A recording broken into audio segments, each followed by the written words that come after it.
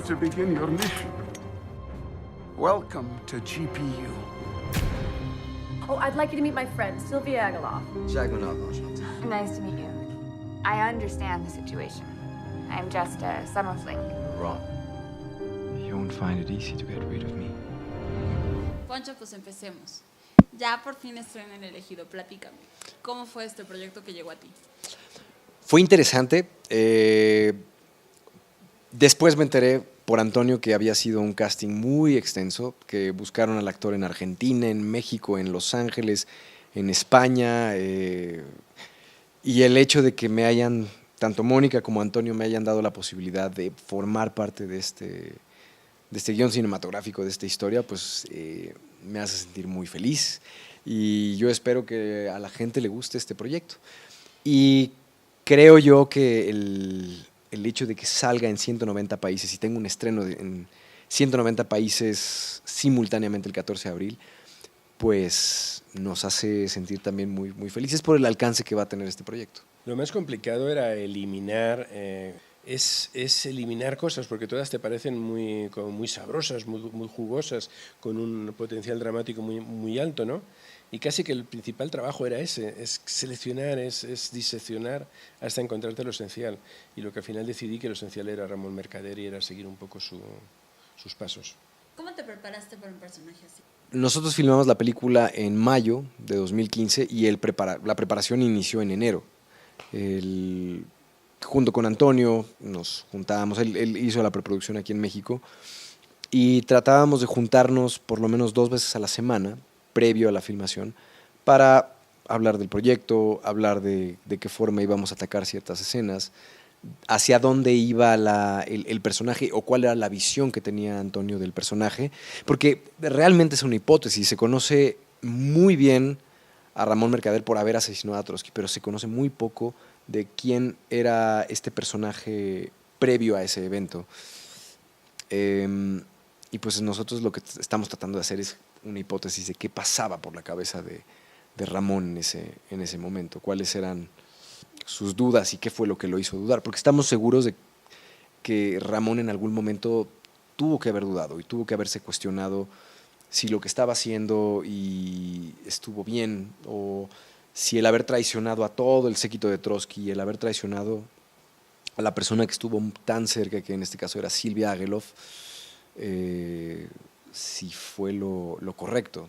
Y al final de cuentas él se acabó traicionando a él mismo también. ¿Cuánto tiempo te tardaste en la investigación o en el decidir qué es lo que entraba en el proyecto y lo que no entraba?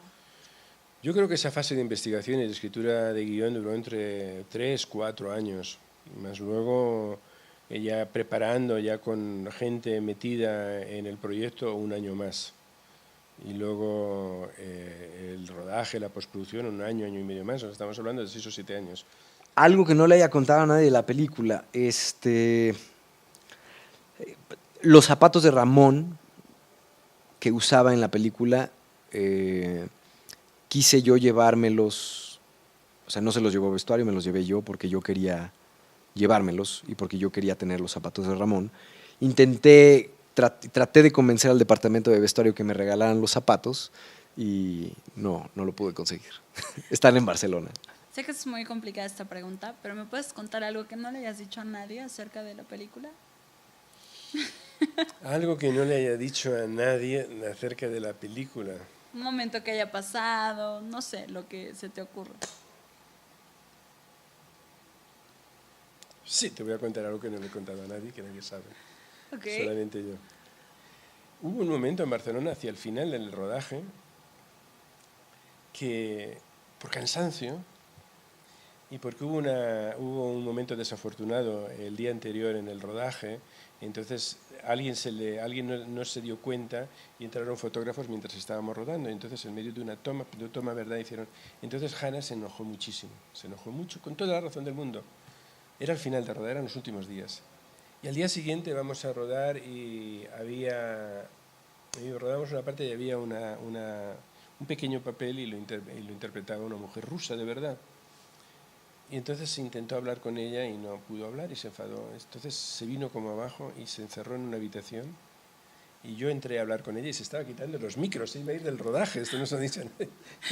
Entonces hablé con ella, me escuchó y le dije, Hannah, no lo veas como un problema que ella no hable inglés, lo tienes que ver como una oportunidad. Tu personaje era de origen ruso.